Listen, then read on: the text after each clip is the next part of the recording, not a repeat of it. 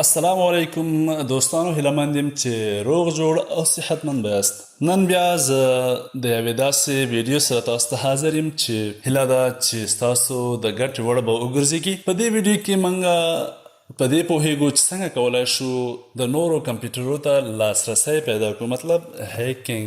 که دې ویډیو ته په یو نظر وکتل شي، کیدای شي هیکینګ هم وي، خو په بل نظر ورته وکتل شي دا ویډیو ډېره فایدهمنه هم ده. ولې چې په دې کې موږ د یو داسې سافټویر څخه استفاده کوو چې تاسو د دې په مرسته کولی شئ چې خپل کمپیوټر ته بغیر د وینډو څخه لاسرسی ولرئ. د دې سافټویر په مرسته تاسو کولی شئ چې د نورو خلکو کمپیوټرو ته لاسرسی پیدا کړئ. خو ولې د دې سافټویر اصلي هدف څه شی دی؟ اصلي هدف یې دا دی چې کله ناکله داسې کېږي چې زموږ د کمپیوټر په وینډو باندې زیات لوډ راسي، زیات زور پرې راشي او زموږ د کمپیوټر وینډو ختمه سي. نو په دې وخت کې داسې پېښې چې زموږ د کمپیوټر په ډیسکټاپ باندې زیات فایلونه پاتې چې کیدای شي په هغه کې ضروري فایلونه هم واوسېږي، او همدارنګه په سی ډرایو کې هم همداسې. نو اوس که چېرته موږ خپل کمپیوټر ته وینډو کوو، نو زموږ د ډیسکټاپ فایلونه چې کوم دي هغه هم له منځه ځي، په سی ډرایو کې چې کوم فایلونه دي هغه هم له منځه ځي. نو د دې لپاره چې زموږ دغه فایلونه د منځه لاړ نه شي او بېرته موږ دغه فایلو ته لاسرسی پیدا کړو، نو موږ د دې سافټویر څخه استفاده کوو. د دې سافټویر نوم دی وینډوز لایو. د دې عمل د اجرا کولو لپاره موږ ته دوه شیان پکار دي. یو د وینډوز لایو آیزو، او بل چې کوم یو داسې سافټویر چې د هغې په مرسته باندې موږ چې وکړو وینډوز لایو په خپل یو اس بي کې بوټ کړو. سافټویر به د کوم ځای نه راځي، بوټ کېږي به څنګه، دا عمل ټول موږ په دې ویډیو کې تاسو ته واضح کوو. نو د هغې څخه مخکې ستاسو څخه یوه هیله کوم چې زموږ چینل سبسکرایب کړئ او ویډیوګانې لایک کړئ، او که چېرته مو ویډیو خوښه شي نو شیر یې هم ضرور کړئ. نو راځئ چې ویډیو شروع کړو.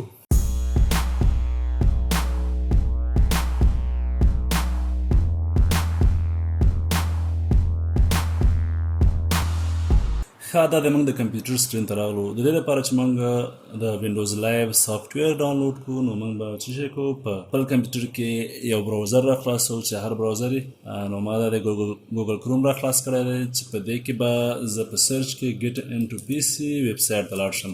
نو په دې کې به زه د لومړنی لینک چې کوم دی په دې به کلیک کوم، ګیټ انټو پی سی وینډو فری یور ډیسکټاپ اپ، په دې به کلیک کوم. او د ځای کې به زه سرچ کې په دې سرچ کې چې کوم ده د وینډوز 7 لایو سی ډي فری ډاونلوډ باندې کلیک کوم، او په دې ځای کې به چې انتخابوم گو. نو دا به موږ ته په د سر کې چې کوم یو سافټویر دی وینډوز 7 لایو سی ډي دا راولي، او همدارنګه نور به هم وي. نو زه په دې کلیک کوم وینډوز 7 لایو سی ډي فری ډاونلوډ. ملګرو زه لینک په ډسکرپشن کې ورکوم په ویډیو کې. نو که چیرې تاسو په دې طریقو نه پوهېږئ نو په هغې لینک کلیک کړئ، نو ډایرکټ به مو دغې صفحې ته راولي چې دې ځای نه تاسو بیا چیک کولی شئ، په ډاونلوډ باندې کلیک کولی شئ. په ساده ډول په ډاونلوډ کلیک کړئ، نو دا به تاسو د ډاونلوډ صفحې ته راولي. یو څه وخت به ونیسي او ستاسو ډاونلوډ به سټارټ سي. هر کله چې دا صفحه راغله نو پوه سئ چې ستاسو ډاونلوډ په سټارټېدو ده.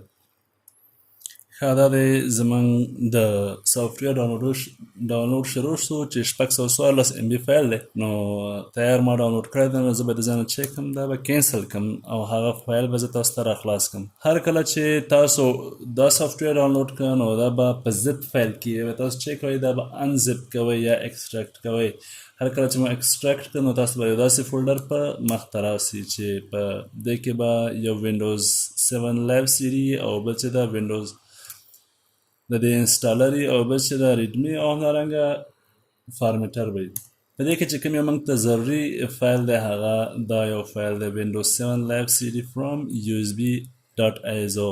دا فایل موږ چې کوو په یو اس بي کې بوټ کوو، نو د دې لپاره باید موږ چې وکړو یو اس بي خپل کمپیوټر ته ولګو. نو دا موږ یو اس بي هم خپل کمپیوټر ته ولګوله. اوس چې کوو خپل په کمپیوټر کې الټرا آیزو، دا یو سافټویر دی چې په دې په واسطه باندې موږ کولی شو یو اس بي بوټ کړو.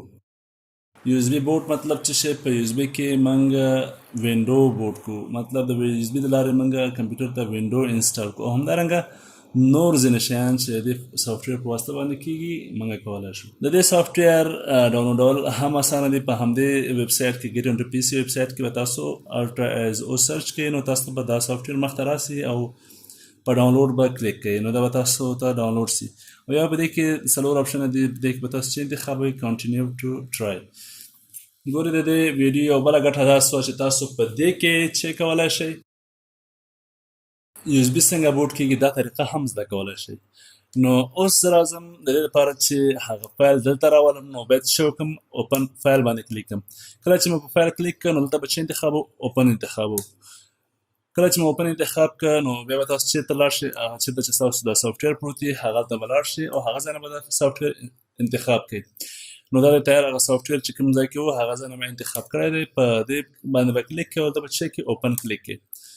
هر کله چې مو اوپن کلیک کړ نو دا به تاسو ته بوټ ډاټ ویم فایل چې دا ویم د دې چې ایکسټنشن دی. هر کله چې دا فایل دلته راغی نو تاسو به چیک کوئ په بوټ ټیبل کلیک کړئ په دې ځای کې په دې پاسه برخه کې او دلته به چیک کړئ چې انتخاب کړئ ریډ ډیسک ایمیج انتخاب کړئ. هر کله چې مو دا انتخاب کړ نو د ځای نه به تاسو ته خپله یو اس بي راپورته کړي. کوم یو اس بي چې تاسو پر کمپیوټر ته لګولي نو هغه به خپله راپورته کړي. دا زموږ یو اس بي راپورته کړې ده نو په دې ځای کې به تاسو چیک کړئ په ساده ډول باندې په رایټ باندې کلیک کړئ. هر کله چې مو په رایټ کلیک کړئ نو دا تاسو نه پوښتنه کوي چې یاره ستا په یو اس بي کې چې کوم سامان دی هغه ټول له منځه ځي آیا ته ورسره راضي یې او که نه. نو زه چې کوم په یس باندې کلیک کوم ځکه چې زما د یو اس بي سامان د منځه لاړ شي خو څه دې وشي وینډو دې بوټ شي. یس یو څه وخت به ونیسي تر څو دا تر سلو پورې رسیږي.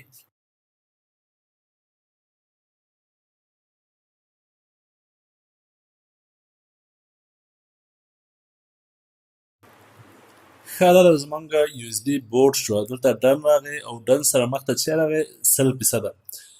نو د دې مطلب چې زمونږ یو اس بي په صحیح ډول باندې بوټ شو او همدارنګه دلته ګورئ برن سکسسفل چې کوم یو دا اپشن هم راغی. نو مطلب زمونږ یو اس بي په صحیح ډول باندې بوټ شو. اوس موږ کولی شو چې دا هر کمپیوټر ته ولګو او د هغوی ډیټا ته یا د هغوی معلوماتو ته لاسرسی پیدا کړو. د ځای نه موږ چې انتخابو کلوز او بیا چې کوو خپل کمپیوټر ریسټارټ کوو.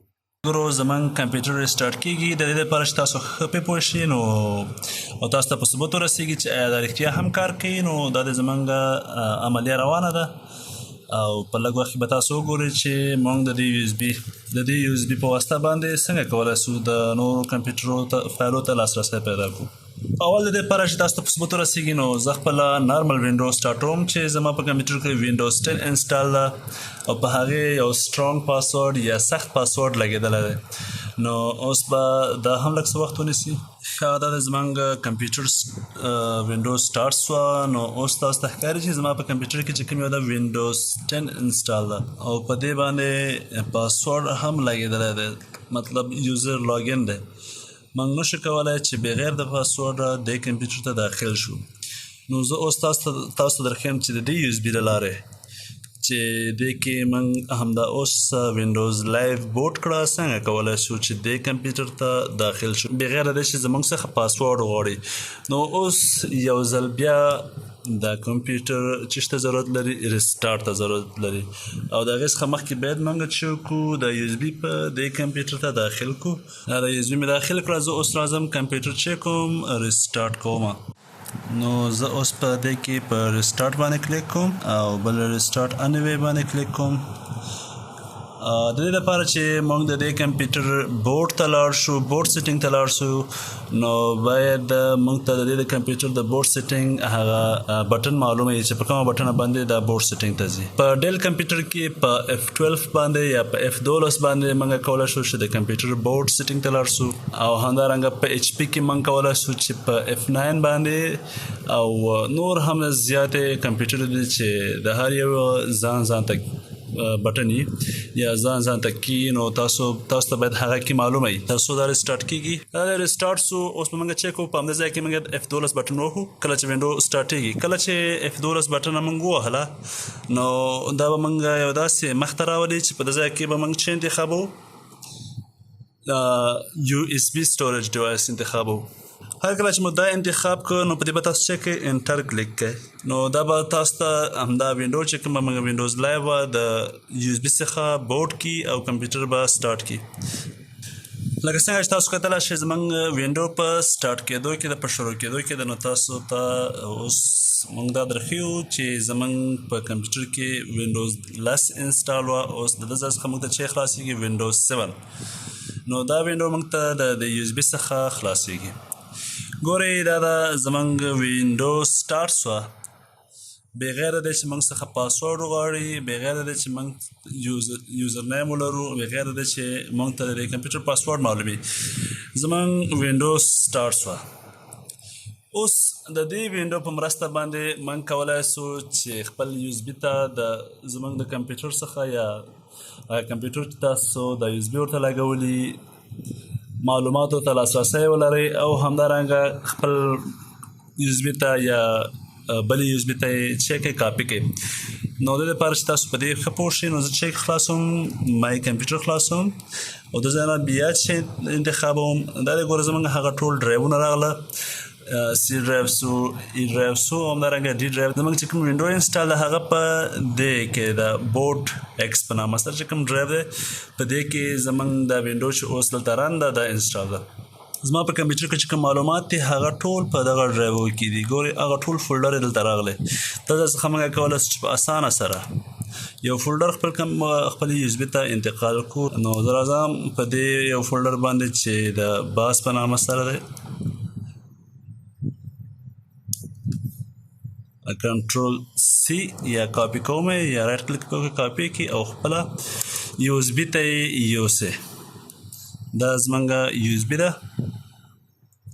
په دې کې موږ چې کو پیسټ کو زمونږ ټول معلومات چې موږ غواړو چې د بل چا کمپیوټر څخه خپل یو اس بي ته انتقالولی سو ګور دا د هغه د دې فایل انتقال زما یو اس بي ته شروع شو او زما یو اس بي کې هم دا فایل شته دا د باس په نامه سره دا فایل ته راغلی دی دوستانو د دې وینډو اصلي مقصد زه اوس تاسو ته واضح کوم د دې وینډو اصلي مقصد دا دی ګورئ کله کله به داسې پیښیږي چې ستاسو کمپیوټر به وینډو به خراب شي یا به ورته وایرس راغلی یا به وینډو ختمه شي نو د دې لپاره چې تاسو په سی ډرایو کې یا مطلب کوم ډرایو کې چې تاسو وینډو انسټال په هغې کې په ډیسکټاپ باندې زموږ ډېر فایلونه پراته وي نو موږ باید هغې ته بېرته لاسرسی پیدا کړو نو د دې لپاره چې د دې وینډو ختمه ده نو لاسرسی ورته څنګه پیدا کړو نو باید موږ د داسې یو وینډو څخه کار واخلو چې تر څو موږ هغه خپلو فایلو ته لاسرسی پیدا کړو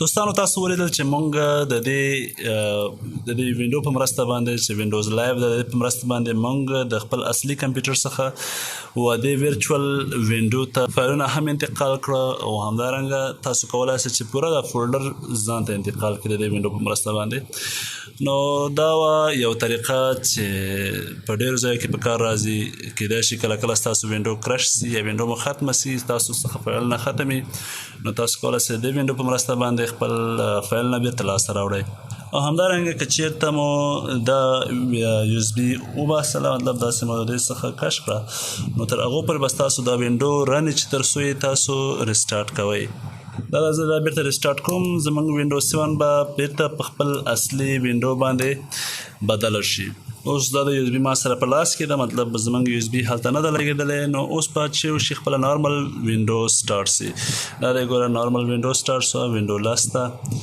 نو دوستانو تاسو ته به اوس ښه واضح شوي چې موږ څنګه کولی شو وینډوز لایو استعمال کړو او همدارنګه په دې به هم پوه شوي یاستئ چې څنګه کولی شو د بل چا کمپیوټر ته د بل چا د کمپیوټر فایلو ته لاسرسی پیدا کړو نو ډېره زیاته مننه کوم چې تر پایه راسره پاتې شوئ ویډیو په همده ځای ختموو هیلهمند یم چې زموږ چینل مو سبسکرایب کړئ او همدارنګه زموږ ویډیو شریکه کړئ چې تر څو نور خلک هم ورڅخه فایده واخلي د خدای په امان په الله مو سپارم مخ ته مو ښه